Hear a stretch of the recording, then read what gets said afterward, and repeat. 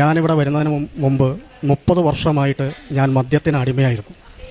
30 വർഷം ഞാനിവിടെ ഉടമ്പടി എടുക്കാൻ വരുന്നതിന് മുമ്പ് ഞാൻ ഒരു ദിവസം 1 ലിറ്റർ മദ്യം കഴിക്കുമായിരുന്നു. അങ്ങനെ എൻ്റെ കരളിന് ചെറുതായിട്ടുള്ള അസുഖം പിടിപെടുകയും ആഹാരം കഴിക്കാൻ സാധിക്കാതെ വരികയും അങ്ങനെ ചെയ്ത കൃപാസനത്തെക്കുറിച്ച് എൻ്റെ കൂട്ടുകാരിൽ നിന്ന് അറിഞ്ഞാണ് ഞാനിവിടെ വന്ന് ഉടമ്പടി എടുത്തത്. ഉടമ്പടി എടുത്ത് ഞാനിവിടുന്ന് പോയതിന് ശേഷം ഇന്ന് ഈ നിമിഷം വരെ മദ്യം തൊടുകയോ അതിനെപ്പറ്റിയുള്ള യാതൊരു ചിന്ത എൻ്റെ മനസ്സിൽ പോലും വന്നിട്ടില്ല. ദൈവത്തിന് 1000 നന്ദി. എൻ്റെ മദ്യപാനം ഒഴുകുന്ന എൻ്റെ കുടുംബത്തിൽ ശാന്തി ലഭിച്ചു. എല്ലാ ദിവസവും കുടുംബ പ്രാർത്ഥന എത്തിക്കും. എല്ലാ ഞായറാഴ്ചയും ഞാൻ പള്ളിയിൽ പോകും. എന്നാൽ കഴിയുന്ന എല്ലാ സഹായങ്ങളും മറ്റുള്ളവർക്ക്, രോഗികൾക്കും അനാഥ കുഞ്ഞുങ്ങൾക്കും എല്ലാം ഞാൻ ചെയ്യാറുണ്ട്.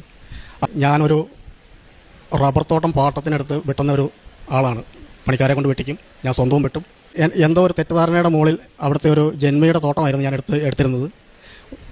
പല അസൂയക്കാരുടെയും ഒരു ഇത് കാരണം എനിക്ക് ആ തോട്ടം നഷ്ടപ്പെട്ടു പോയി.